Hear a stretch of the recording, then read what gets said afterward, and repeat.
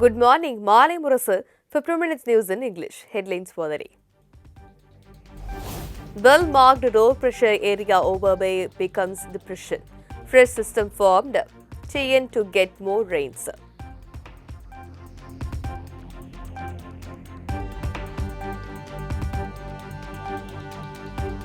Major boost to TN industrial development.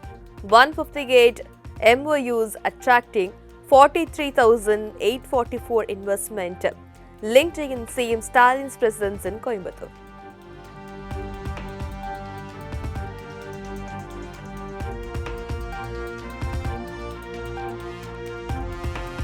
CM Stalin inaugurates Semmozhi Punga in Coimbatore, built at cost of over 200 crore rupees.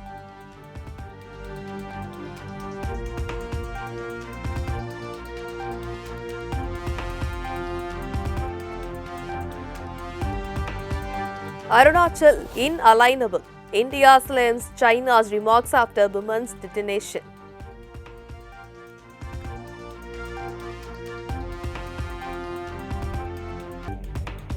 T20 World Cup 2026 schedule. India vs Pakistan on February 15 as ICC announces dates and venues.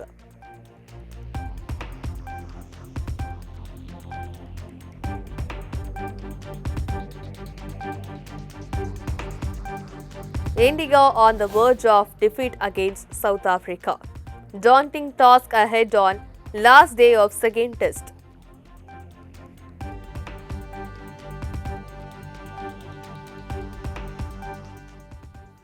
News in detail. Well-marked low-pressure area over Bay becomes depression.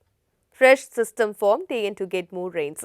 The well-marked low-pressure area of Bay of Bengal has identified into a depression, even as yet another LP area formed yesterday, which would further intensify the rainfall activity in Tamil Nadu, especially in the south coastal Kaveri Delta and northern district in the coming days.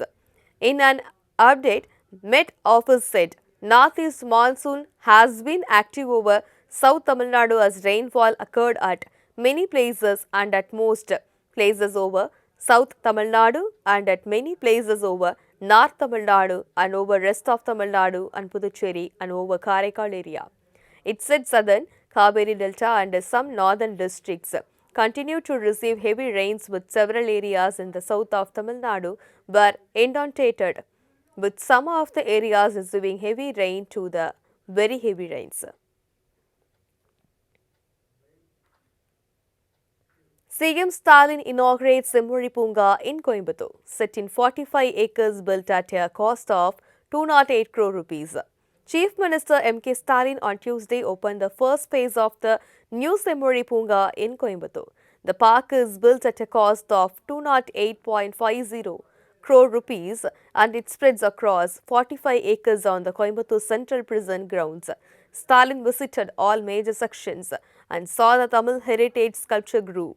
He also checked the children's play area for the differently abled. A reading hall and an amphitheatre are part of the park.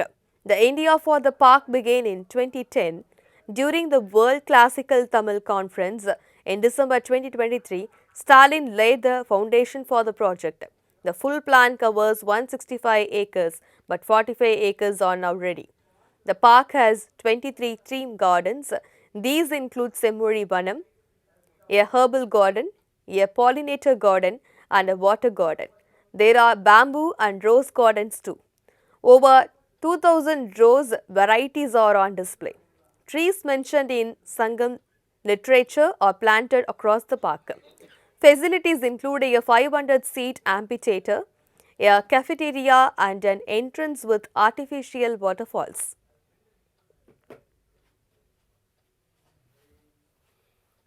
RTE Act TET norms must be amended to protect teachers. Stalin appeals to PM Modi.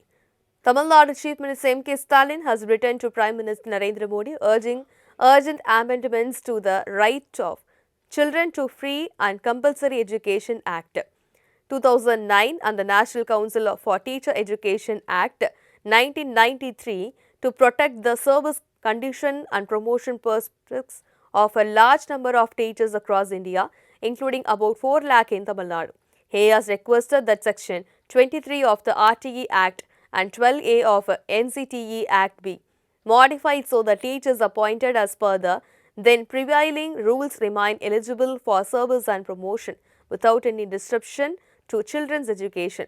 According to the Chief Minister, altering service conditions and denying promotions based on a qualification imposed long after appointment violated the legitimate expectation and rights to teachers who were duly selected through transparent process.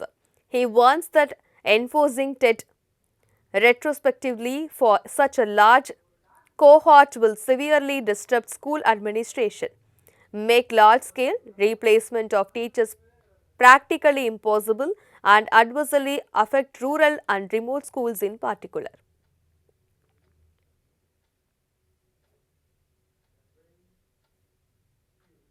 Marxism destroying our civilizational depth, says T.N. Guravi. In a critique of post-independence academic narratives, Governor R.N. Ravi on Tuesday alleged that those who follow Marxist ideology have deliberately distorted and eroded India's civilizational identity, history, and cultural consciousness. Speaking at the release of the book at Raj Bhavan, the governor recalled a stark dissonance between traditional storytelling and formal school education during his childhood. Stories told at home in the village and those in textbooks were strikingly different. What we studied in classrooms was alarmingly detached from reality, he said. Governor Ravi pointed out that post-independence intellectual frameworks continue to be influenced by colonial and Marxist interpretations. Citing Karl Marx, he said, Marx believed colonial rule would correct India's civilization. This mindset unfortunately continued even after independence.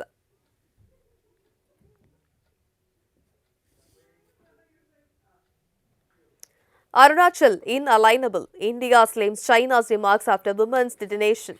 India on Tuesday issued one of its strongest recent statements against China after an Indian woman from Arunachal Pradesh was harassed, detained for over 18 hours, and denied normal transit procedures at Shanghai's Pudong International Airport. The incident, which was already raising diplomatic concerns, was further inflamed by a controversial statement from the Chinese Foreign Ministry, which once again challenged India's sovereignty over Arunachal Pradesh. The Ministry of External Affairs in New Delhi sharply rejected Beijing's claims. It condemned the treatment of the Indian citizen, calling the episode a clear violation of international norms as well as China's own immigration regulations. Arunachal Pradesh is an integral and inalienable part of India, it said.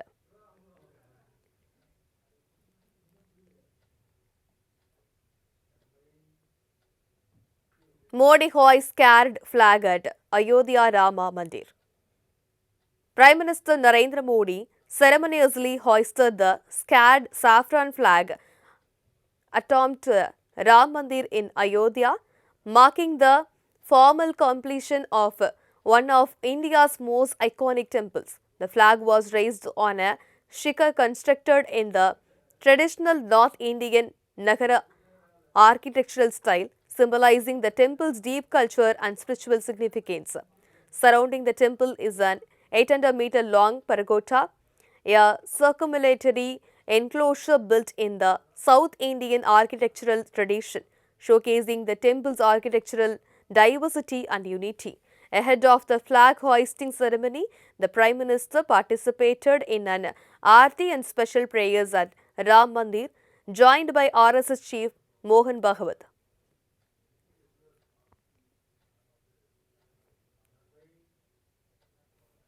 T20 World Cup 2026 schedule released. India vs Pakistan on February 15 as ICC announces dates and venues. The International Cricket Council unveiled the full schedule for the 2026 T20 World Cup at a special event in Mumbai, confirming that the tournament will be co-hosted by India and Sri Lanka from February 7 to March 8. A total of 55 matches will be played across 8 venues over the course of a month, with 20 teams split into 4 groups of 5 before progressing into the Super 8 stage and the knockouts. Defending champions India have been placed in Group A, where they will renew their fierce rivalry with Pakistan. The blockbuster India vs Pakistan encountering on February 15 at the R. Premadasa Stadium in Colombo, a contest that is expected to draw global attention.